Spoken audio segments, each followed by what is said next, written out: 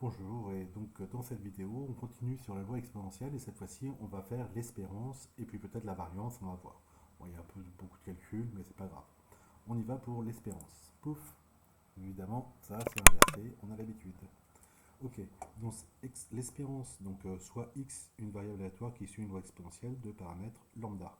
Je vous rappelle que lambda est positif. Alors hop, je vais juste décaler ça comme ça, vous allez voir. Ok, d'accord. Et donc, ce que je veux, c'est calculer l'espérance de x, c'est-à-dire quoi? C'est-à-dire, eh ben, puisque c'est une fonction continue, hein, densité, l'intégrale de 0 à plus l'infini de x ft de x dx. Donc, si je l'écris en entier, x, et donc là, c'est lambda exponentielle moins lambda x dx. Ok. Voilà. Alors, pour faire ceci, ben, déjà, je vais me restreindre à une, un truc que je puisse calculer normalement, donc un segment de R. Ok. Voilà, et alors là, on va faire une intégration par partie, vous vous rappelez. Euh, c'est l'idée en fait, alors juste sur l'intégration par partie, UV quand je dérive, ça fait U' V plus V' U, d'accord. Donc lui, U' V est égal à UV' moins, je vais passer de l'autre côté, V' U, d'accord. Et puis quand j'intègre, l'intégrale de U' V, c'est égal, donc l'intégrale de la dérivée, c'est le truc comme ça, moins l'intégrale de V' U. Et donc c'est ça qu'on appelle l'intégration par partie, c'est cette formule-là. Ok.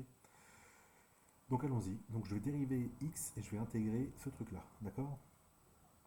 euh, Yup, yup. Donc intégrale de 0 à a de x lambda exponentielle moins lambda x dx égale. Donc la partie tout intégrée. Alors donc je dis je dérive ça et j'intègre ça. Donc ça c'est la partie intégrée. Là j'ai intégré en moins exponentielle moins lambda x, d'accord, entre 0 et a, moins le moins de la formule de l'intégration par partie, l'intégrale de 0 à a, 2, et donc là j'ai la dérivée de ça fois l'intégrale de ça. La dérivée de x c'est 1, et donc l'intégrale de ça c'est moins exponentielle moins lambda x, d'accord, donc ça me fait un plus ici, dx. Ok, donc en a ça vaut quoi? Ça vaut moins a exponentielle moins lambda a, en 0 ça vaut 0 à cause de lui, plus l'intégrale de 0 à a de exponentielle moins lambda x dx. Ok. Donc ça me fait moins a exponentielle moins lambda a, plus, et ça s'intègre directement, donc en moins exponentielle moins lambda x sur lambda entre 0 et a.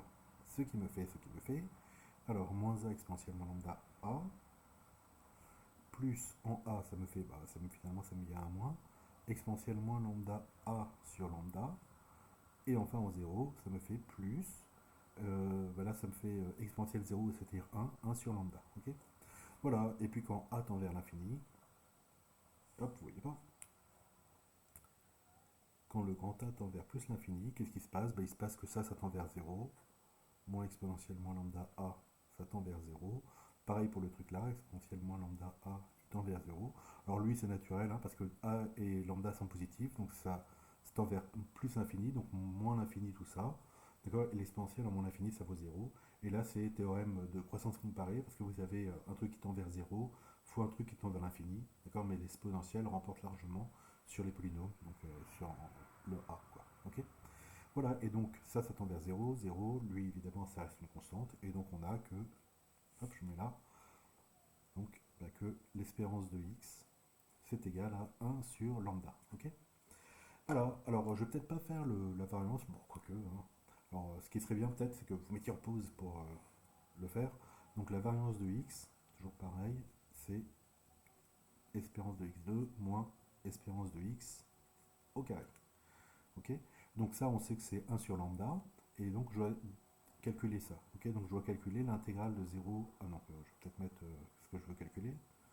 E de x2, c'est l'intégrale de 0 à plus l'infini de x2, et puis la fonction de densité, qui est donc lambda exponentielle moins lambda x dx. Ok.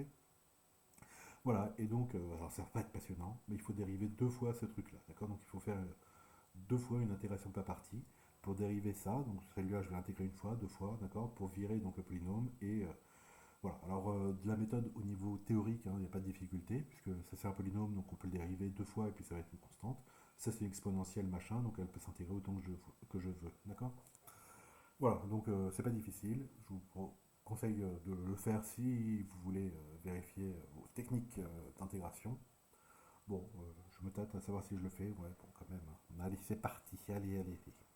On y va. Donc, alors peut-être, là j'ai été un peu rapide, donc peut-être je vais le faire mieux ici, c'est-à-dire je vais poser u de x est égal à x2, donc le u' de x c'est 2x, le v' de x, ce que lui que je veux intégrer, c'est lambda exponentielle moins lambda x, et lui il vient d'un v de x qui est égal à moins exponentielle moins lambda x, d'accord? Donc mon intégrale, alors je ne leur copie pas tout en entier parce que sinon j'aurais pas la place, ça me fait donc la formule tout intégrée, c'est-à-dire le produit de ces deux-là, moins x2 exponentielle moins lambda x entre 0 et grand A. J'ai pas dit, hein, il faut bien sûr avoir une borne hein, pour faire les intégrations par partie, etc. Moins, mais finalement ça va être plus. J'ai 2 intégrale de 0 à A de x exponentielle moins lambda x dx. Alors le 2, hein, c'est lui, le 2x, d'accord, qui est là. Et puis le moins ici, avec le moins de la, de la formule d'intégration par partie, ça fait plus. Ok. Voilà. Et ça, je le connais déjà. Donc, ça me fait égal à moins a carré exponentielle moins lambda a.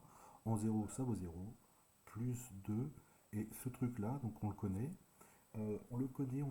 Ça fait quoi ça? Ça, c'est un peu comme ça. D'accord. La seule chose qui change, alors j'arrive pas à faire dans les deux trucs, hein, je veux tout montrer. La seule chose qui change, c'est qu'ici il manque un lambda, vous êtes d'accord?